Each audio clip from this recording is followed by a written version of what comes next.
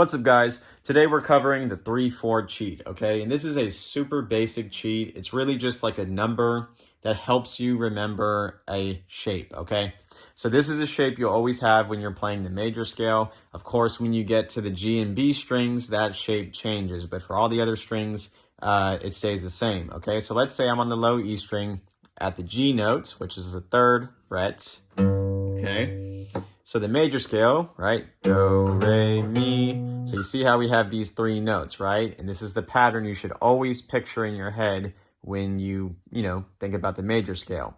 Now the next string, the same frets are available to you. So boom, boom, okay? Except on this string, you have an extra whole step available, okay? So check it out, right? You see this in your head, and you should always see this in your head, these 4 locations on the next string, okay? Now remember, when you get to the G and B string, it changes, so I'll have to show you what the difference is later, but this is important because you can get a lot done with just 2 strings, okay? You don't have to play your scales across the entire, string set every single time you're improvising or writing a piece of music. You can use just 2 strings, and it doesn't have to be the 2 lowest strings, okay? It can be another combination of strings, which we'll go over. But yeah, so take a look, right?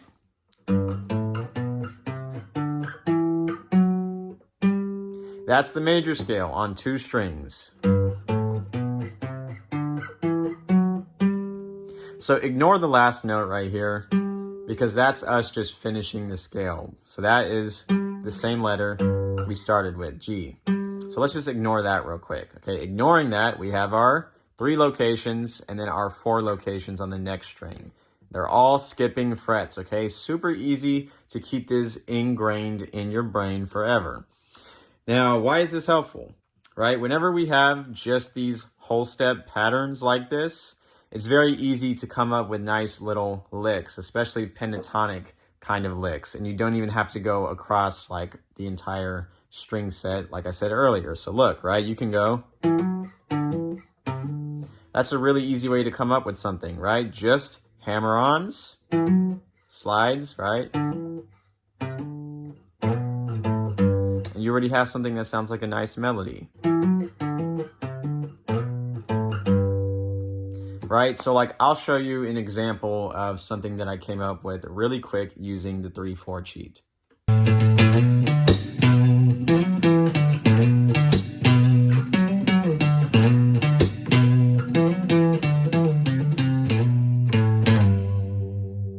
So that's just one example of how you can use the 3/4 cheat.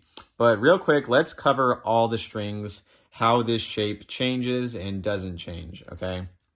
So we know that between these 2 strings, it's going to be like that, right? You're going to have your root note, and on the next string, you're going to have your 4 available. So when you get to these 2 strings, same thing. Those are available. Okay, these 2 strings, same thing. Those are available. Now from G to B, it changes, right? Because if I try to go, it's completely off, right? If I try to play the major scale, you hear that? It's off. So where do I go? There we go, you see? So it's just a 1 fret difference, so it's not, gonna end the world, but it can mess with you sometimes, especially when you're trying to improvise. But yeah, so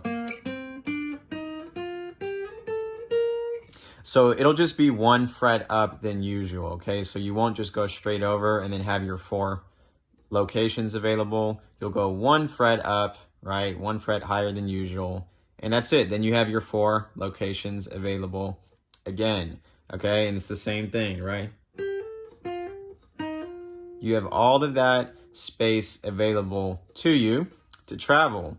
And a lot of the times when people are improvising on the guitar, it's actually this simplicity that messes with people, because sometimes people forget that you can travel this much space on 1 string without needing to do a half step interval. That it's just all whole steps, okay? So that's why I find the 3/4 cheat helpful, because when I'm working on you know, improvising and stuff, playing with backing tracks, this helps me remember that I'm going to have areas where it's actually just whole step, whole step, whole step, you know, and really it feels like you're taking 4 whole steps because there's, you know, these 4 locations that make it awkward.